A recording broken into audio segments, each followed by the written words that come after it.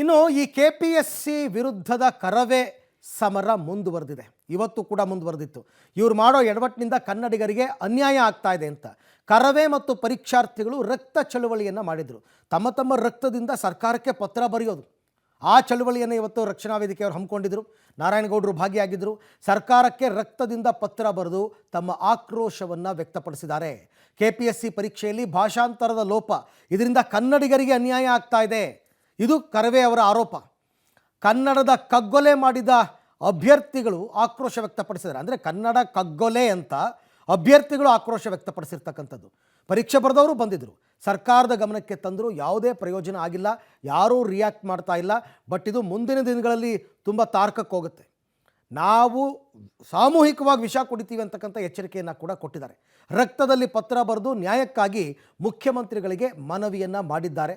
ಇದರ ಪರಿಣಾಮ ಏನಾಗುತ್ತೆ ಅಂತಕ್ಕಂಥದ್ದನ್ನು ಕಾದು ನೋಡಬೇಕು. ಇದಕ್ಕೆ ಸಂಬಂಧಪಟ್ಟ ರಿಪೋರ್ಟ್ ಇದೆ, ಬನ್ನಿ ನೋಡಿ. KPSC ವಿರುದ್ಧ ನಿಲ್ಲದ ಕರವೇ ಸಮರ, ಸರ್ಕಾರದ ವಿರುದ್ಧ ಕರವೇ ರಕ್ತ ಚಳವಳಿ. KPSC ಪರೀಕ್ಷೆಯಲ್ಲಿನ ಅವಾಂತರ ಸಂಬಂಧ ವಿದ್ಯಾರ್ಥಿಗಳು ಮತ್ತು KPSC ಆಡಳಿತ ಮಂಡಳಿ ನಡುವಿನ ಗುದ್ದಾಟಕ್ಕೆ ಸದ್ಯಕ್ಕೆ ಬ್ರೇಕ್ ಬೀಳುವ ಲಕ್ಷಣಗಳೇ ಕಾಣ್ತಾ ಇಲ್ಲ. ಈ ಮಧ್ಯೆ ಪರೀಕ್ಷಾರ್ಥಿಗಳ ಪರವಾಗಿ ಕರವೇ ಕೂಡ ಸರ್ಕಾರ ಮತ್ತು KPSCಯನ್ನು ಎಚ್ಚರಿಸುವ ಕೆಲಸ ಮಾಡ್ತಾ ಇದ್ರು. ಸರ್ಕಾರ ಮಾತ್ರ ಕ್ಯಾರೆ ಅಂತಿಲ್ಲ. ಇದರಿಂದ ಮತ್ತಷ್ಟು ಕೆರಳಿರುವ ವಿದ್ಯಾರ್ಥಿಗಳು ಮತ್ತು ಕರವೇ ಇವತ್ತು ರಕ್ತದಲ್ಲಿ ಪತ್ರ ಬರೆಯುವ ಮೂಲಕ ಸರ್ಕಾರದ ವಿರುದ್ಧ ಆಕ್ರೋಶ ವ್ಯಕ್ತಪಡಿಸಿದರು. ಬೆಳಿಗ್ಗೆ ಕರವೇ ಕಾರ್ಯಕರ್ತರು ಮತ್ತು ವಿದ್ಯಾರ್ಥಿಗಳು ಸರ್ಕಾರಕ್ಕೆ ತಮ್ಮ ರಕ್ತದಲ್ಲಿ ಪತ್ರ ಬರೆಯುವ ಮೂಲಕ ಸರ್ಕಾರದ ವಿರುದ್ಧ ಚಳುವಳಿ ನಡೆಸಿದ್ದಾರೆ. KAS ಪರೀಕ್ಷೆಯಲ್ಲಿ KPSC ಮಾಡಿದ್ದ ಎಡವಟ್ಟಿನ ಬಗ್ಗೆ ಸರ್ಕಾರದ ಗಮನಕ್ಕೆ ತಂದರೂ ಯಾವುದೇ ಪ್ರಯೋಜನವಾಗದ ಕಾರಣ ವಿಭಿನ್ನವಾಗಿ ಸರ್ಕಾರದ ವಿರುದ್ಧ ಸಿಡಿದೆದ್ದಿದ್ದಾರೆ. ಕರವೇ ಕೇಂದ್ರ ಕಚೇರಿಯಲ್ಲಿ ರಕ್ತಪತ್ರ ಚಳವಳಿಗೆ ಕರವೇ ಅಧ್ಯಕ್ಷ ನಾರಾಯಣಗೌಡ ಚಾಲನೆ ನೀಡಿದರು. ಹಲವು ವಿದ್ಯಾರ್ಥಿಗಳು ಹಾಗೂ ಕರವೇ ಕಾರ್ಯಕರ್ತರು ಚಳವಳಿಯಲ್ಲಿ ಭಾಗಿಯಾಗಿ ಮುಖ್ಯಮಂತ್ರಿಗಳಿಗೆ ತಮ್ಮ ರಕ್ತದಲ್ಲಿ ಪತ್ರ ಬರೆದು ನ್ಯಾಯಕ್ಕಾಗಿ ಮನವಿ ಮಾಡಿದರು. ಕರವೇ ಅಧ್ಯಕ್ಷ ನಾರಾಯಣಗೌಡ ಮಾತನಾಡಿ, KPSC ಪರೀಕ್ಷೆಯಲ್ಲಿ 76,000 ವಿದ್ಯಾರ್ಥಿಗಳ ಬದುಕು ಬೀದಿಗೆ ಬಿದ್ದಿದೆ. ವಿದ್ಯಾರ್ಥಿಗಳ ಕನಸು ನುಚ್ಚು ನೂರಾಗಿದೆ.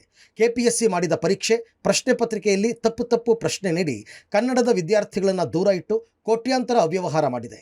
ಓದಿ ಪರೀಕ್ಷೆ ಬರೆದ ಪ್ರತಿಭಾವಂತ ವಿದ್ಯಾರ್ಥಿಗಳು ಬೀದಿಗೆ ಬಿದ್ದಿದ್ದಾರೆ. CM ಖುದ್ದು ಭೇಟಿ ಮಾಡಿದ್ದು ಆಯಿತು. 70,000 ವಿದ್ಯಾರ್ಥಿಗಳಿಗೆ ಅನ್ಯಾಯ ಆಗಿದ್ದರೂ ಮುಖ್ಯಮಂತ್ರಿಗಳು ತಲೆಕೆಡಿಸಿಕೊಂಡಿಲ್ಲ ಅಂತ ಹೇಳಿದರು. 76,000ಕ್ಕೂ ಹೆಚ್ಚು ವಿದ್ಯಾರ್ಥಿಗಳ ಬದುಕು ಇವತ್ತು ಬೀದಿಯಲ್ಲಿ ಬಿದ್ದಿದೆ. ಯಾವ ಭಾರಿ ದೊಡ್ಡ ಕನಸನ್ನ ಕಟ್ಟಿಕೊಂಡು KS ಪರೀಕ್ಷೆಯನ್ನ ಬರೆದ್ರೆ ಆ ವಿದ್ಯಾರ್ಥಿಗಳ ಕನಸು ನುಚ್ಚುನೂರಾಗಿ ಹೋಗಿದೆ. KPSC ಪರೀಕ್ಷೆಯಿಂದ ದೂರ ಇಟ್ಟು ಮಹಾಭ್ರಷ್ಟ ಕೂಟ ಅದರೊಳಗಡೆ ಕೋಟ್ಯಾಂತರ ರೂಪಾಯಿ ಅವ್ಯವಹಾರವನ್ನ ಮಾಡಿ ಸಾವಿರಾರು ಮಕ್ಕಳ ಭವಿಷ್ಯ ಇದರಲ್ಲಿ ಅಡಗಿದೆ ಅನ್ನೋದು ಗೊತ್ತಿದ್ರೂ ಸಹ ಮೌನ ವಹಿಸಿರೋದು ಕಾರಣ ಏನು ಅನ್ನೋದು ನಮಗೆ ಅರ್ಥವಾಗದೇ ಇರುವಂತ ವಿಚಾರ. ಈ ಬಗ್ಗೆ ಪರೀಕ್ಷಾರ್ಥಿ ಮಾತನಾಡಿ, ಈಗಲಾದರೂ ನಮ್ಮ ಸಮಸ್ಯೆ ಬಗ್ಗೆ ಗಮನ ಕೊಡಿ, ಇಲ್ಲದೇ ಇದ್ರೆ ಇದು ಇಲ್ಲಿಗೆ ನಿಲ್ಲಲ್ಲ.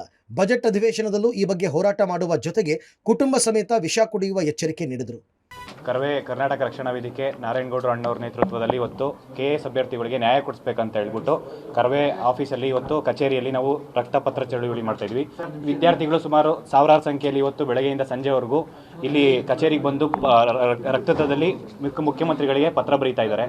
ನೀವು KPSC ಅವರು ಕರೆಕ್ಟಾಗಿ ಎಕ್ಸಾಮ್ಸ್ ನಡೆಸಬೇಕಾಯ್ತು. ಇವತ್ತು ಕರೆಕ್ಟಾಗಿ ಎಕ್ಸಾಮ್ಸ್ ನಡೆಸಿದ್ರೆ ನಾವು ಇಷ್ಟೆಲ್ಲ ಹೋರಾಟ ಮಾಡ್ತಿರ್ಲಿಲ್ಲ. ಪ್ರಾಣ ಬೇಕಾದ್ರೂ ಕೊಟ್ಟು ನಾವು ಈ ಒಂದು KPSCಯಿಂದ ಕನ್ನಡದವ್ರಿಗೆ ಅನ್ಯಾಯ ಆಗಿದೆಯಲ್ಲ, ಆ ಅನ್ಯಾಯನ ಸರಿಪಡಿಸ್ಕೊಳ್ಳೋದಕ್ಕೆ ನಾವು ಪ್ರಾಣ ಬೇಕಾದ್ರೂ ಕೊಡಕ್ಕೆ ರೆಡಿ ಆಗಿದ್ದೀವಿ.